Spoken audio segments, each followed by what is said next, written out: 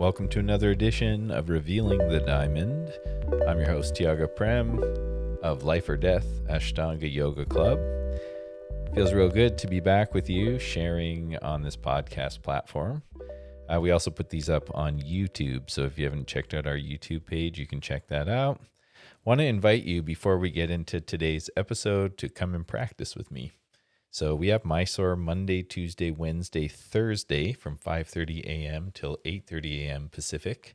This can be done online on Zoom. And the cool thing about how we do this at Life or Death Ashtanga Yoga Club is that I have you on a projector on the wall and we're in earpiece while I'm teaching in the room.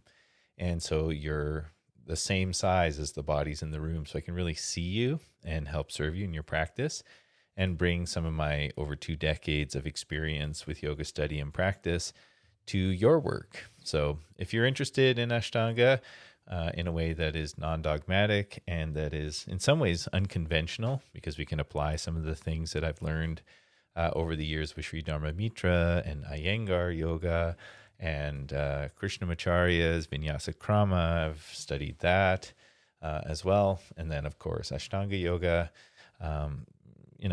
It's a really cool way to do it because we approach the Mysore room as a research space. And then we also have LED classes on Friday at 6 a.m. Pacific and Saturday at 8 a.m. Pacific. So that can be done online. It can also be done in person in Vancouver at Casa Kopal Yoga, which is on Broadway and Vine in Vancouver, BC.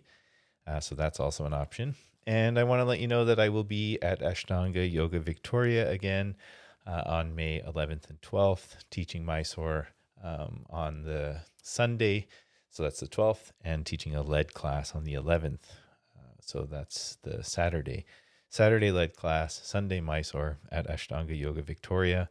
That's what we have to look forward to. So thanks for coming out and practicing, and if I haven't met you yet, I hope I get to meet you soon.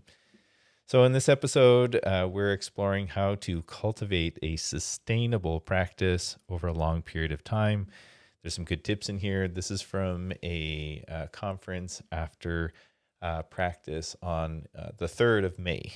So it's about an 11-minute talk, and I think you'll find it inspiring. If you have any questions or comments or anything like that, you can always message me in my DMs on Instagram, or send me an email at tiagaprem@tiagaprem.com, and I'd be happy to connect with you there. Things to look forward to. We're going to have a practice week in the summer, so that's coming up. And lots of other opportunities to practice together. But stay tuned for practice week. That's going to be at the end of August. I'll give you some more details soon. All right, without further ado, here is how to cultivate and sustain a practice over a long period of time, daily practice over a long period of time. I'll see you soon, right here on Revealing the Diamond.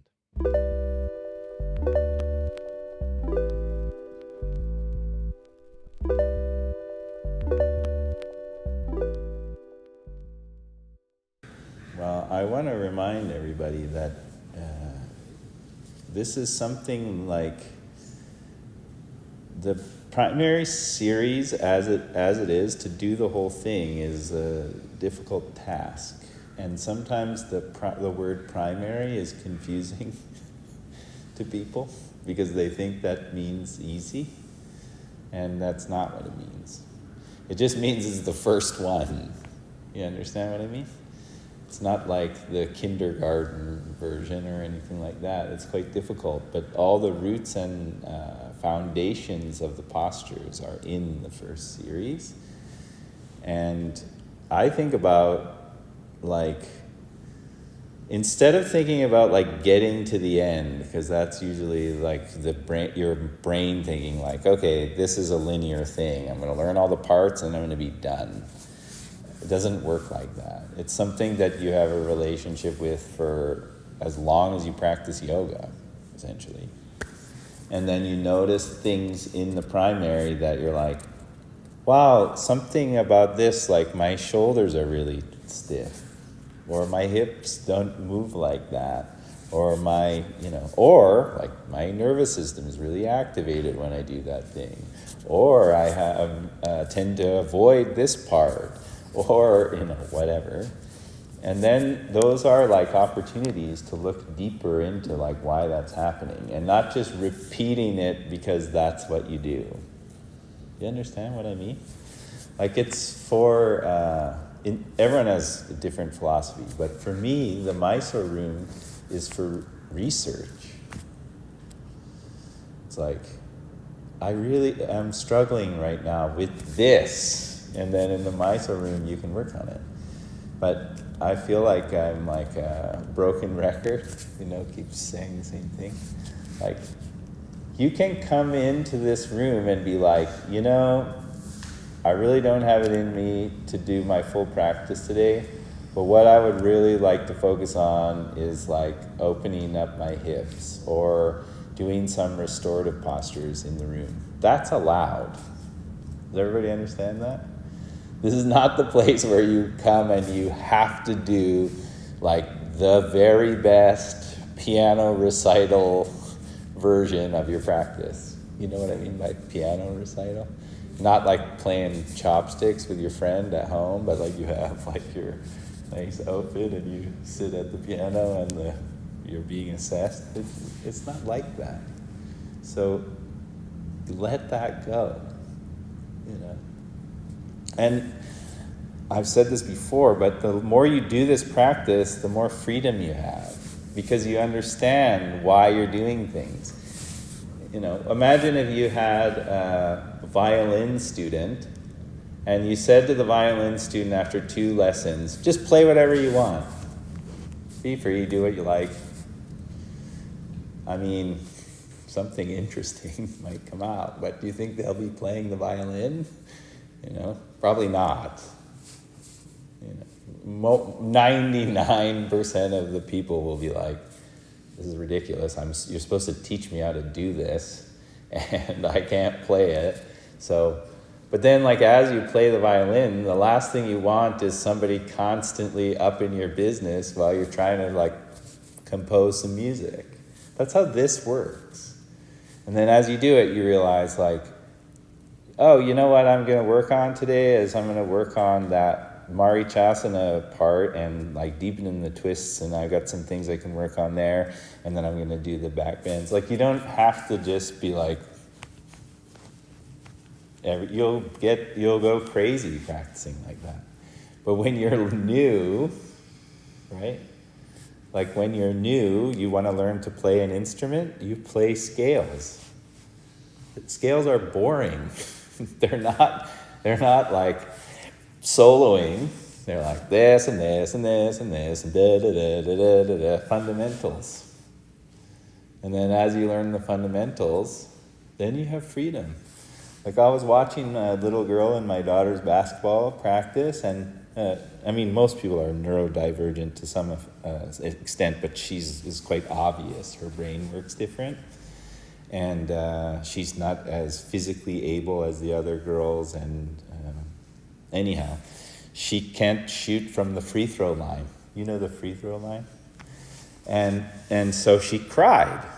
Like, I'll never make a free throw. It's like some people are like that in yoga. I'll never do Urdhva Dhanurasana. Look at me, I can't even lift my head off the floor. And do you think it would be very effective if the coach or the teacher in that situation said to the little girl, well, just keep throwing the ball from there and eventually you'll figure it out? Doesn't make sense. Like some people approach the practice like that. It's like, nope, this is how it's done, so you must. That's the free throw line. That's where you shoot from. This is the ball. You shoot it, and if you can't, then too bad. That's not a teacher. They're not helping you at all, So what did, in this scenario, the coach do? Oh, don't worry. Just go up to here, like closer to the hoop. And once you can start getting it in there, step back a bit. Once you can get it in there, step back a bit. Once you can get it in there, step back to the big boss, she said. And then you can face the big boss, like a video game, And she felt pretty good. The ball went in the hoop a couple times. This is the same thing. It's like no person is showing up and crushing the primary series on the first go, unless they're like a ballerina or a gymnast or something. It's like, Oh yeah, I can do this. Whee!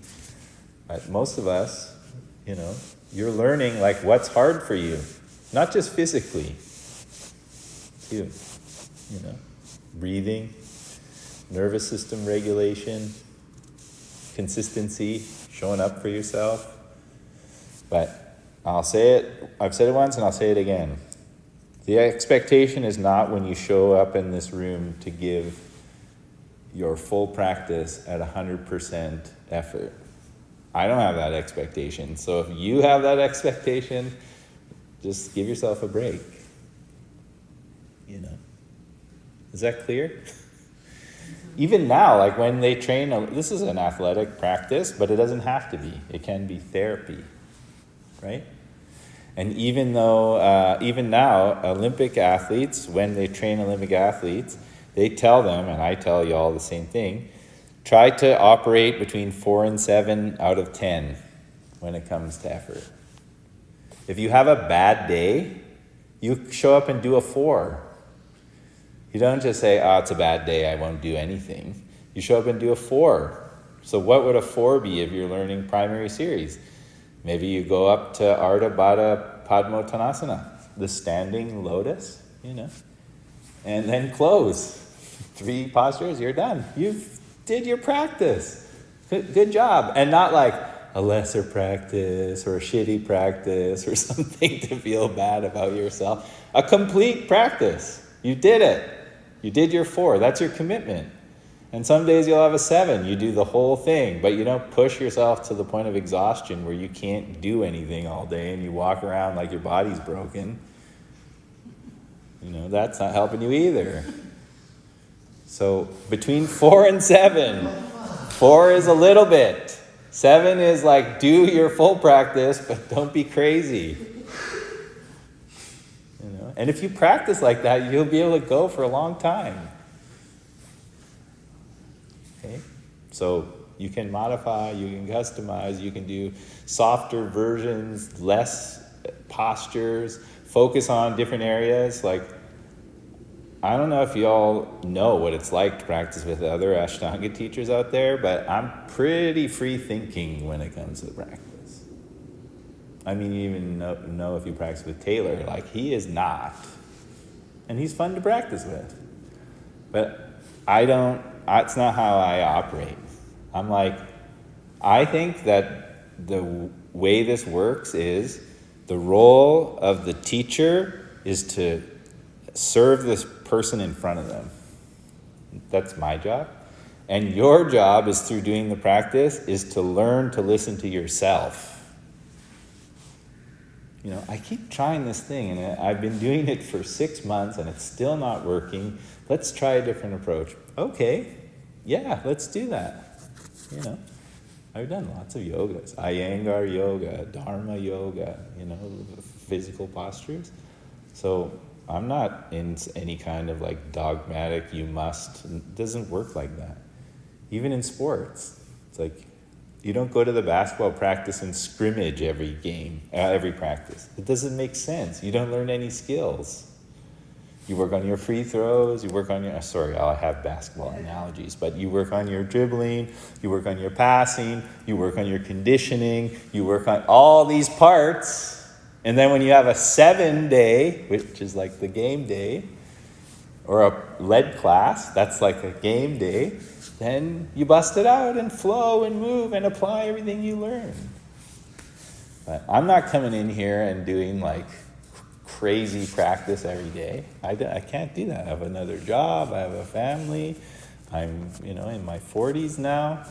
But I also don't go, shoulder's a little bit sore. I think I'll stay in bed. That doesn't help me either. I show up, okay, we're going to work on the shoulder today. I'm not going to do 17,000 chaturangas. It sounds so simple when I say it, but when it's in your head, it's like there's some deep programs. You're not good enough if you don't do the thing. No, you just do the thing according to your conditions. Okay, I think that's good enough for today.